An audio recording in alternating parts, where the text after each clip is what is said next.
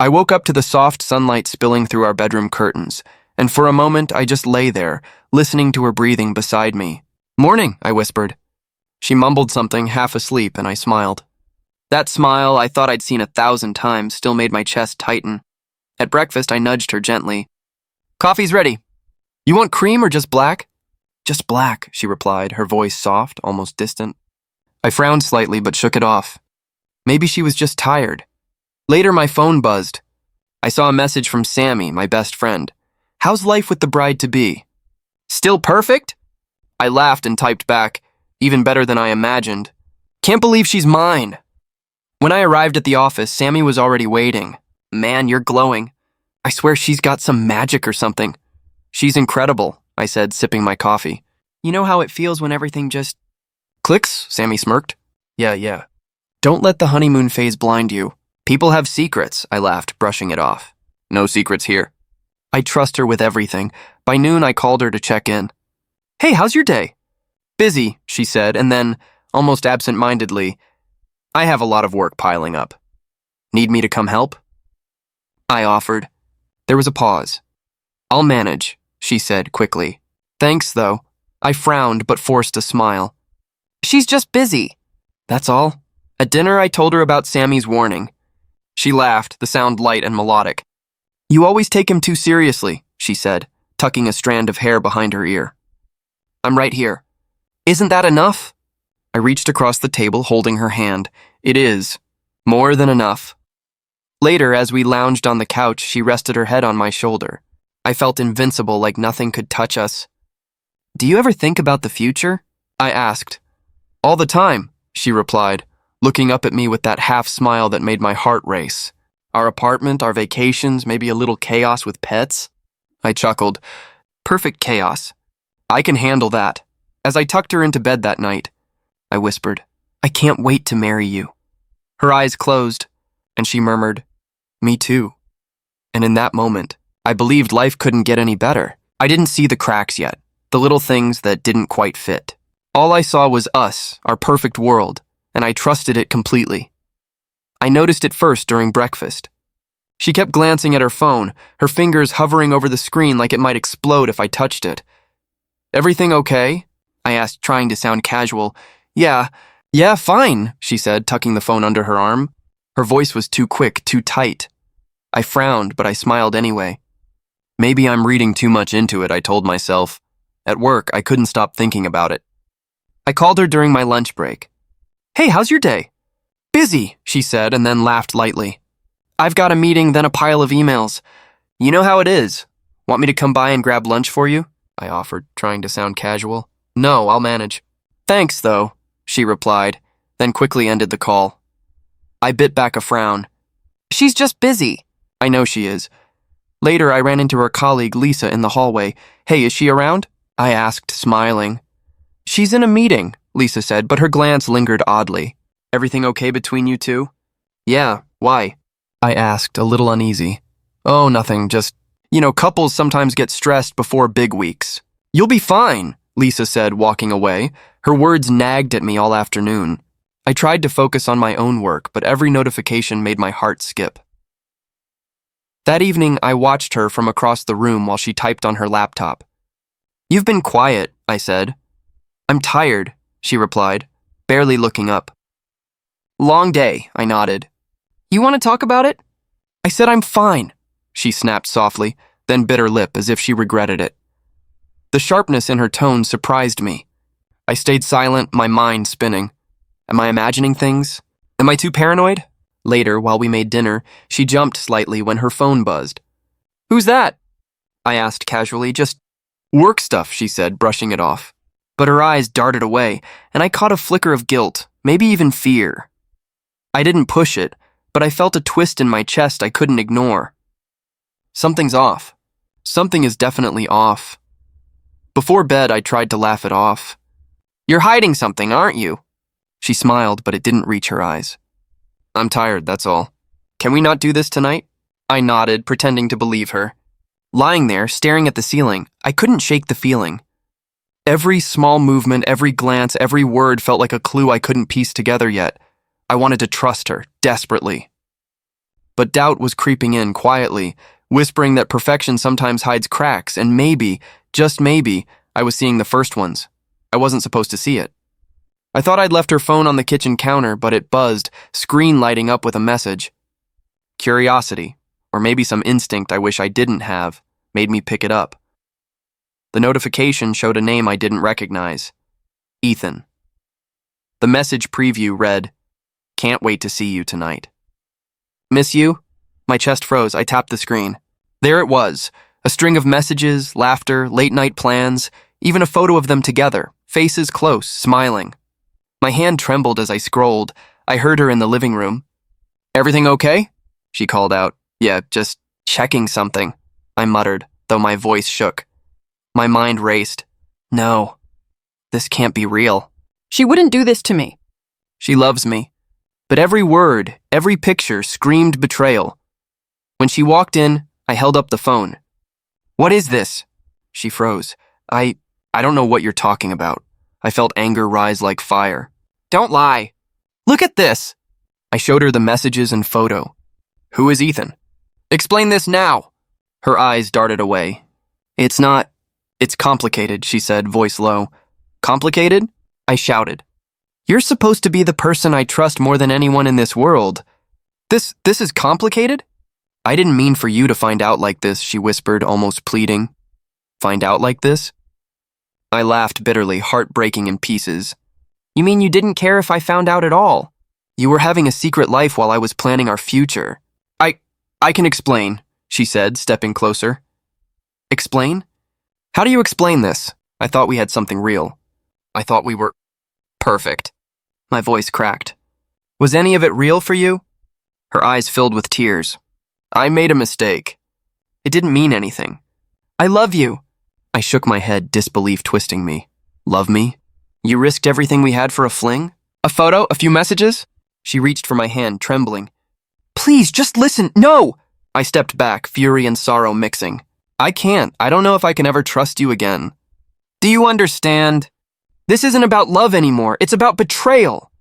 I didn't want to hurt you," she said, voice breaking. I felt my chest tighten. "Hurting me? You destroyed everything. You didn't want to hurt me? Then why did you do it?" She shook her head, silent tears falling. I don't know. I'm sorry." "Sorry doesn't fix this," I whispered, my voice low, almost empty. "Sorry doesn't erase the trust you broke. Sorry doesn't erase him." I jabbed toward the screen. Showing Ethan's face again, she tried to speak. But no words came out. I sank onto the couch, hands over my face, heart pounding, disbelief twisting in my gut. Everything I thought I knew is gone. She's gone. He's gone, and I'm left with this emptiness. I looked at her one last time that night, standing there, fragile, guilty, but still smiling faintly, almost like she expected forgiveness.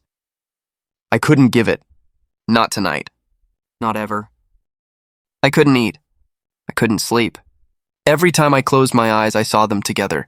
Her smile, his face, the proof burned into my mind. My phone rang. It was Sammy. "Hey man, you okay?" I didn't answer at first. Finally, I whispered, "No, I'm not okay." "I figured as much," he said, voice gentle. "Talk to me. What happened?" I told him everything. The messages, the photo, every detail. I trusted her. I gave her everything, I said, my voice breaking. Sammy was quiet for a moment. "I'm so sorry, bro. That's brutal. You don't deserve this." "I know," I muttered. "But I can't stop thinking about it. I can't stop feeling this emptiness." "You don't have to figure it all out now," Sammy said. "Just breathe, step back." "You need some space." "I don't want space," I said sharply. "I want answers. I want her to feel what I feel. You're human, man. But right now, surviving this..." "That's enough," he replied. Later, I called my mom. Her voice was soft, concerned. "Son, what's wrong?" "You sound broken." "I found out something terrible," I said, choking on the words. "She betrayed me, Mom. My fiancé." "She betrayed you?" she asked gently. "Oh, sweetheart. I don't know what to do," I admitted. "I feel like my world just collapsed." "You'll get through this," she said firmly. "You've always been strong, but you don't have to handle it alone. Lean on the people who love you. We're here." "I feel like I'm falling apart," I said, tears welling up. "That's normal," she replied. Let yourself feel it. Don't pretend. Don't bottle it in. And remember, revenge won't heal you. Focus on you first. I hung up and sank into the couch, heart pounding, mind spinning. I wanted to scream. I wanted to find her and make her regret everything. I wanted to see him pay. But I also knew Sammy and Mom were right. If I lost myself in anger, I'd be no better than them. I couldn't let them control my emotions. Still, the temptation gnawed at me. Should I confront her? Should I expose him? Every scenario played out in my head, each one darker than the last. I paced the apartment, clutching my head. I trusted you. I trusted you with everything, I whispered to the empty room. And you just threw it away. Sammy's words echoed. Focus on you first. I slumped into the armchair, staring at the wall. My heart ached, but somewhere beneath the hurt, a small ember of resolve flickered. I wouldn't stay broken forever. I needed to decide, revenge, healing, or letting karma unfold, but tonight I couldn't decide. Tonight, I could only sit with the pain, let it sink in, and let the quiet hum of betrayal wrap around me like a heavy, suffocating blanket. I couldn't stay broken. Not like this. Sitting on the edge of my bed, I stared at the floor, hands clenching and unclenching. I can't just let this happen, I muttered to myself. I deserve better. I am better, the phone buzzed. It was my mentor, Mr. Khan, checking in. I hesitated, then answered. I need advice. Of course, son, he said warmly. Talk to me. What's going on? I told him the story, leaving nothing out. I trusted her with everything, and she betrayed me. I feel powerless, like I'm drowning. Feeling betrayed is natural, he said slowly, but drowning won't help. You need to act carefully. You need control, not chaos. I don't know if I can just move on. Part of me wants revenge. Part of me wants to disappear from all of this. Revenge can be satisfying, he admitted, but it can also consume you. Focus on reclaiming yourself first. Let karma handle the rest if you act smart. I listened, the weight in my chest easing slightly. So I reclaim control first. Not just over her. Over me? Exactly, he said. Start small. Gather information, protect yourself, and make deliberate moves. Think of every step like a chess piece. One wrong move and you lose. I hung up and felt a spark ignite inside me. I wasn't helpless. I wasn't a victim. I had choices. Later she walked in, smiling faintly. You've been quiet, she said. I've been thinking, I replied, standing taller than before. About us. About everything, her smile faltered. About everything? And what have you decided? I've decided I'm not powerless. I'm not broken. And I won't let you, or him, dictate my life. Her eyes narrowed. Powerful words, but what do you mean? I said slowly, I'm taking control. I'm choosing my path. And if karma doesn't do its work, I will, but carefully. I won't ruin myself in the process. Her face tightened, almost angry. You think you can just change things like that? You're bluffing. No bluff, I said, feeling a clarity I hadn't had in days. I've realized I can't remain a victim. And I won't. That's my choice. Her ally Rena appeared at the doorway, smirking. He finally realized he's not as weak as he looks, she said, a mocking tone in her voice. I ignored her, but inside I was calculating. She's manipulative. She'll try to derail me. I have to stay ahead. Rena's smirk faded when she saw my gaze. Careful, she said, voice low. I am, I replied. Careful, patient, deliberate. I'm done letting people control me. That night, as I sat alone, I mapped out a plan in my mind. Step by step. Every move calculated. Revenge was tempting, but I reminded myself, I'm stronger than that. I'll rise above, but I'll rise on my terms. For the first time in days, I felt control. Not anger, not despair, control. And with it came a small but burning sense of hope. I wouldn't just survive this.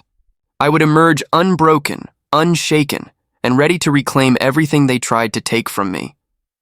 I started small, like someone testing a cracked wall for strength. You okay? You seem different lately, Rena said over coffee, stirring her drink without looking at me. I'm fine, I said, letting the words sit between us. Just focused. Lisa, her coworker, leaned in. Focus on what? Work? The wedding? Both, I answered, watching their faces. I was thinking about how honesty matters. Don't you think secrets always find a way out? Rena's smile tightened. That's a bold statement. You pointing at someone? Not pointing. I said softly. Observing. People slip. Phones get left on tables. Mistakes show up at the worst times. They exchange looks. What are you getting at? Lisa asked. You two have been at the office late a lot, I said casually. It must be stressful. We do work hard, Lisa said, defensive. That's all. I know work is busy, I said. But sometimes busy covers other things. Just be careful. Careers and reputations are fragile, Rena scoffed. Is there a point to this, or are you just playing games? The point is, I said, smiling faintly, truth usually has a louder voice than whispers. I hope everyone remembers that. After coffee, I sent a brief email to HR, anonymous, careful. I've noticed irregularities in project reports. Might be worth auditing, I typed and deleted my name. Then I hit send. I didn't want them destroyed. I wanted small cracks to show. At the office, I bumped into Lisa in the elevator. Hey, she said, surprised. Did you hear about the audit? I did, I replied, sounding sympathetic. Crazy timing, right? She bit her lip. Yeah, who would... Her voice trailed off. 2 days later, a quiet rumor started. Someone mentioned a misfiled expense report. Someone else whispered about late-night meetings. Small things grew like stains on cloth. I listened, letting them talk. They're talking about Rena's team, one coworker said. Haven't they been underperforming? I kept my expressions neutral. Strange, I said. I'd hate for reputations to be ruined over a mistake. At home, I acted like nothing had changed. Long day? She asked. The usual, I said, pouring a drink. You look tired. I am tired, she answered, tense. Work's a nightmare. Maybe you should take a break, I suggested. You deserve it, she smiled weakly. Thanks. Later, I arranged a casual lunch where her friend Maya sat near us. I made a pointed comment about how people sometimes forget to clear recent files on shared computers. Maya frowned. That happened to me once. I almost got blamed. Oh, I said. That must have been scary. Yeah, she said, uneasy. I learned to be more careful. Small examples repeated. People started to second-guess their lapses. Rena snapped at a junior for a missing file, and Lisa apologized profusely to a manager. Tension threaded their days like thin wire. I didn't gloat. I kept my voice low, my smiles practiced. Inside, though, I was a storm. Each small nudge felt like justice, not brutal, just inevitable. I wasn't tearing them down. I was letting their own choices trip them. I watched the cracks widen and felt, for the first time in weeks, a steady beat under my ribs that wasn't only pain. The plan wasn't cruel. It was patience wearing truth's armor until their lies fell. I stared at the ceiling, heart hammering, hands shaking. Am I turning into him? I whispered to myself. The thought made my stomach twist. Revenge had been tempting, and I was taking pleasure in subtle manipulations. Was I any better than she was? Sammy called, breaking my spiraling thoughts. Hey man, you sound off, he said immediately. I don't know, Sammy, I admitted. I'm afraid I'm losing myself. I'm supposed to rise above, but every move feels like a trap for them. I feel like I'm becoming someone I hate. Careful there, he said gently. You're aware of it, which means you're still in control. You're not them. You're just protecting yourself. I sighed, thinking of her smiling face before everything fell apart. I remember when we laughed over nothing, sitting on the couch. She leaned her head on my shoulder, and I felt invincible. Now every smile feels like a lie. That's the betrayal talking, Sammy said. Don't let it twist the good memories into poison. Those moments were real, just separate them from her actions. I nodded, even though he couldn't see me. It's hard, I said. I keep reliving the photo, the messages. And the worst part is, I want her to feel some of this pain. I hate that I want that. You're human, Sammy said. Anger, desire for revenge, they're natural. But it's how you act on them that matters. Think about what you'll lose if you cross that line. I ran my hands through my hair. I can't stand feeling powerless. I can't sit and watch them live like nothing happened. Then don't, he said. But don't let it consume you either. Focus on what strengthens you, not what breaks them. Later, I met my mom for coffee. Son, you've been quiet. What's going on in that head of yours? I feel conflicted, I admitted. I'm trying to take control, but I wonder if I'm becoming the very thing I despise. Am I seeking justice or just sinking into hatred? She reached across the table, squeezing my hand. You're struggling because you care. That's not weakness, it's awareness.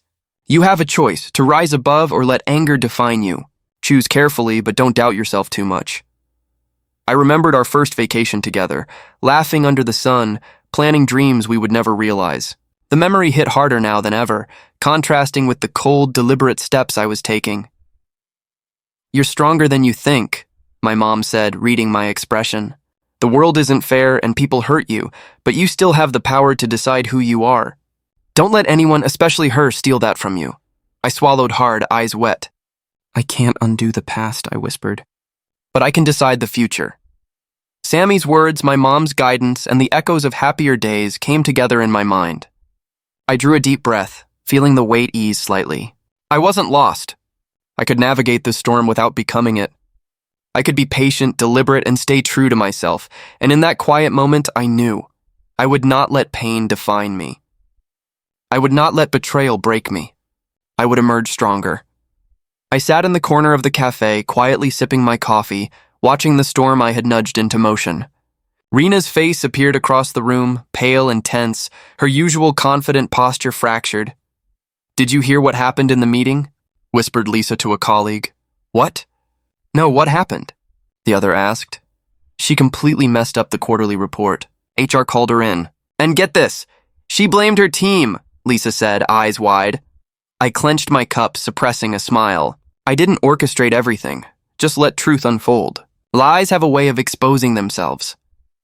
Later that day, I overheard Rena arguing with her enabler, Thomas, her manager. "You promised you'd cover me," she snapped. "I can't protect someone who keeps misleading clients." Thomas shot back, anger in his voice. "I told you this wouldn't end well if you kept bending the rules." "You're supposed to have my back," she screamed, face red. "I had your back until you made it impossible," he said coldly. "Maybe now people see what you really are." I leaned back, letting the tension settle into satisfaction. Karma wasn't mine to wield. It just needed room to act.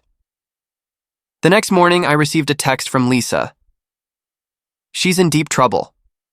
Don't know how she'll recover," I typed back carefully. "Sometimes the truth catches up.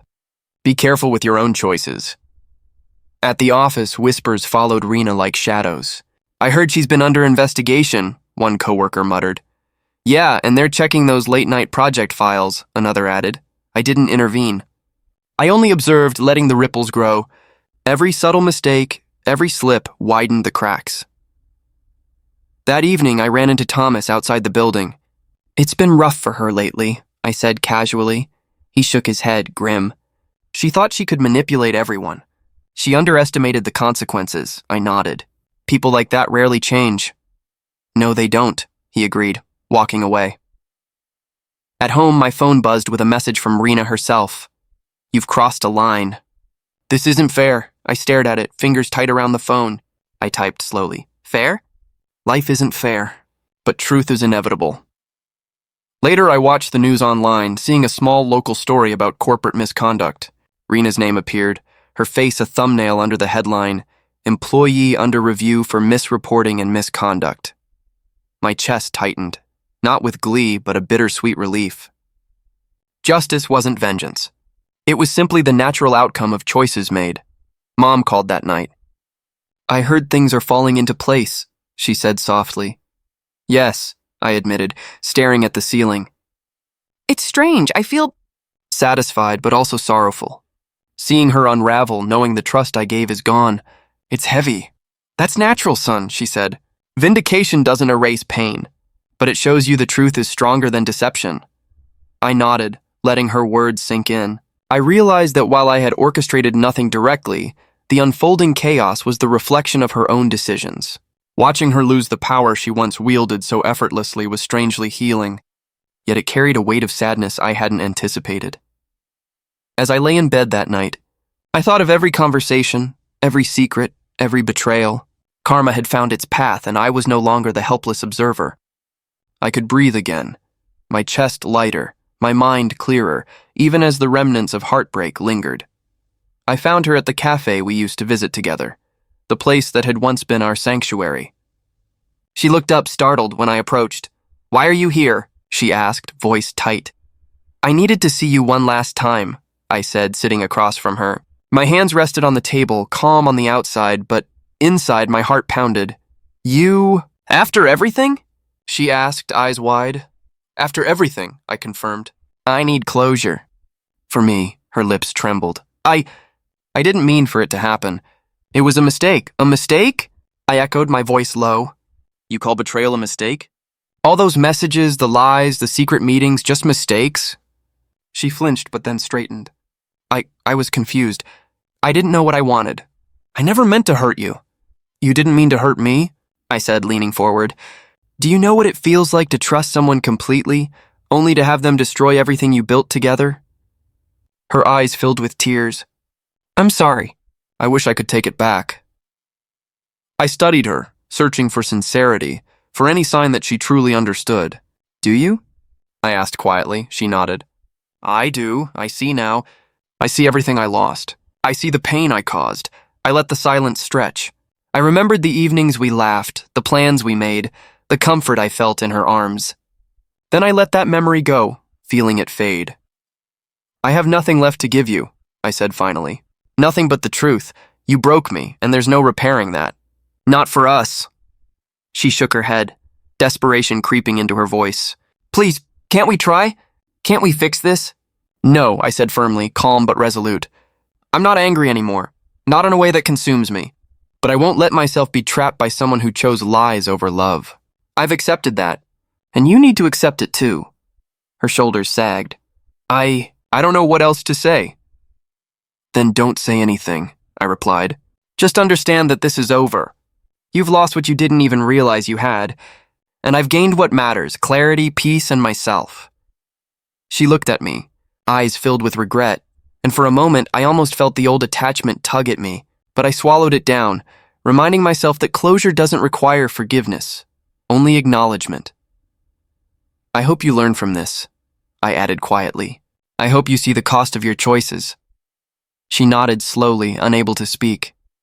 I stood, smooth and steady, leaving the table without turning back. As I walked out of that cafe, the weight that had clung to me for weeks began to lift. For the first time, I felt free from betrayal, free from pain, free to live without the shadow of what was lost. And for the first time in months, I smiled, quietly, to myself.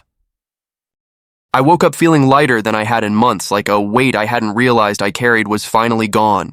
My phone buzzed. It was Sammy. Morning, man. How's the world today? He asked. Better, I said, stretching. I think I'm finally moving forward. That's what I like to hear, he replied. Ready for that meeting today? Big client? Yeah, I said, trying to sound confident. I've been preparing. No distractions, no excuses. Just me, Sammy chuckled. That's the new you. Focused, calm, unshakable. I like it. Later I met Mr. Khan at the office. Feeling stronger? He asked, raising an eyebrow. I do, I said. It's not just about work. I'm rebuilding everything, my mind, my confidence, my life. I realized the only person who could steal my happiness was me if I let it. That's a powerful realization, he said, nodding. Now channel that energy. Every task, every challenge, make it yours. That's how you rise after a fall, I smiled. I'm done being passive. If I fail on my terms. If I succeed, I do it for me. My mom called in the evening. How's my boy doing? She asked, warm and soothing. Better, I said. I'm learning to forgive myself, Mom. I can't change the past, but I can control the future. I'm proud of you, she said. You've taken the hardest path, healing without letting anger consume you. That's strength. I thought about the nights of despair, the heartbreak, the moments I'd almost lost myself to vengeance. It wasn't easy, I admitted. But I'm learning patience, and that some pain teaches more than joy ever could. That's maturity, she said. And don't forget, you have people who love you. Lean on them when you need to. You don't have to do it alone. I spent the next week reconnecting with friends, finishing projects, and taking long walks where I allowed my mind to rest. Sammy and I went hiking. You look at peace, he said as we stood on the peak, overlooking the city below. I am, I replied. For the first time, I feel like I'm truly myself. Stronger, clearer, more aware of what I want and who I am. And the rest? He asked. The past? I shrugged lightly. It's part of me now, but it doesn't define me. I've forgiven selectively, myself, my mistakes, but not everything that happened to me. Some lessons are too sharp to forget. Mr. Khan called the next day with news, a promotion, recognition for my project leadership. Your focus and clarity paid off, he said. You've earned this. I felt pride swell in my chest, not the fleeting pride of success over others, but the steady satisfaction of self-growth. That evening, I sat alone in my apartment, reflecting. I had reclaimed my life piece by piece, my confidence, my dignity, my goals. I smiled softly at my reflection in the window. I've survived betrayal, heartbreak, and doubt, I whispered, and I'm stronger for it. This is just the beginning. The sun set over the skyline, warm and golden. For the first time in a long time, I didn't feel hollow. I felt alive, complete in my own skin, ready to face whatever came next, not with fear, but with quiet certainty. I sat on the balcony, the city lights stretching below me like a river of gold. Sammy joined me carrying 2 cups of coffee. Quiet night, he said, handing me one. Yeah, I replied, wrapping my hands around the warm cup. I needed this. Time to think, to reflect. You've come a long way, he said. I barely recognized the guy from a few months ago. Calm, collected, stronger.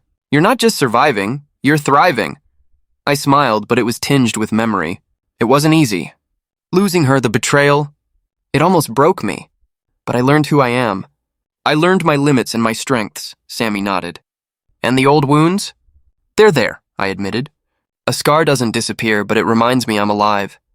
That I survived. And that I can trust myself again. A soft laugh reached me from inside the apartment. My neighbor Anya waved at us from her balcony. She had always been friendly, but these days our conversations carried a deeper ease. Hey, mind if I join? She asked. Not at all, I said, smiling genuinely. As she came over, we settled into casual conversation, books, music, the small victories of everyday life. I noticed how my chest no longer tightened with suspicion or fear. I could laugh freely without shadows from the past lurking behind every word. So, Anya said, smiling, you're finally enjoying life again? I think I am, I said. For the first time in a long while, I feel whole. Like I'm not defined by the betrayal I endured, but by how I rebuilt myself afterward. She nodded, her eyes warm. That's beautiful. And inspiring. You really came full circle.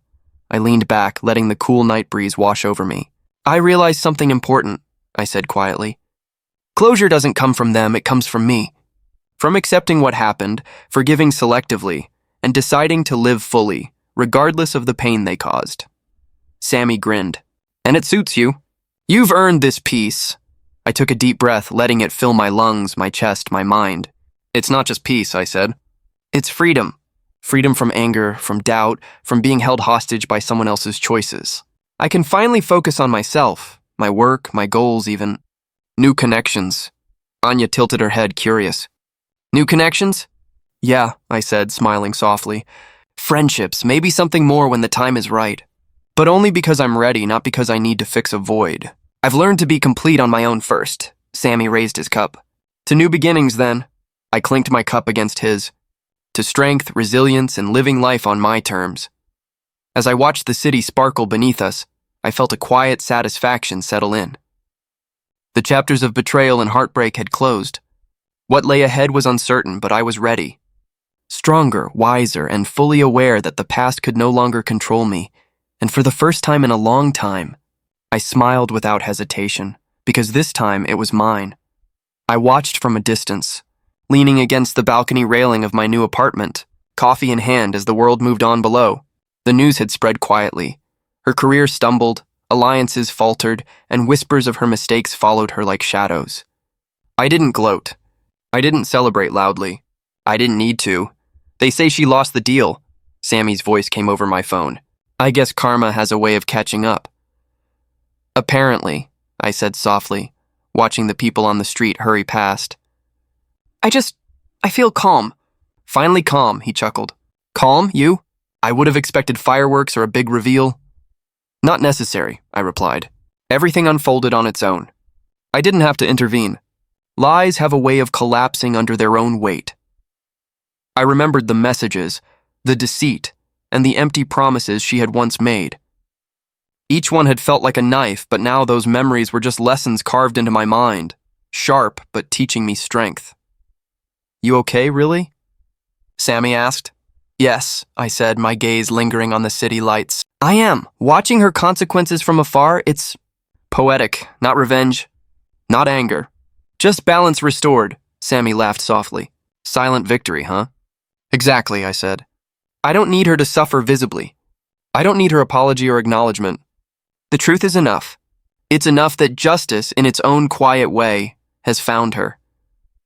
I thought about the friends I'd leaned on, the mentors who guided me, and the time I spent rebuilding myself. Every step of growth had been for me, not for vengeance. And now, observing the ripple effects of her choices without interference felt like the ultimate affirmation of control, of my regained power over my life.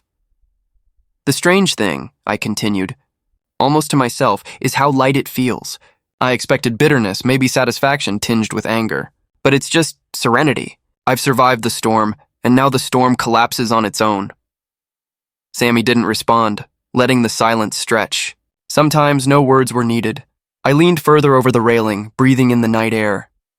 I imagined her rushing through work, her carefully constructed image crumbling, and yet I felt nothing but a calm detachment.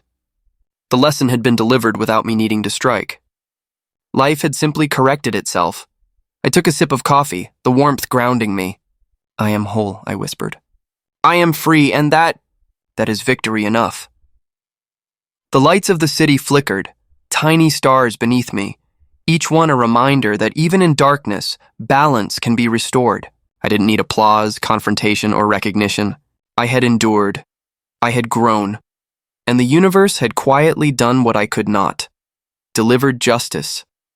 And for the first time in months, I smiled truly because my life was mine again. And the echoes of betrayal had faded into silence.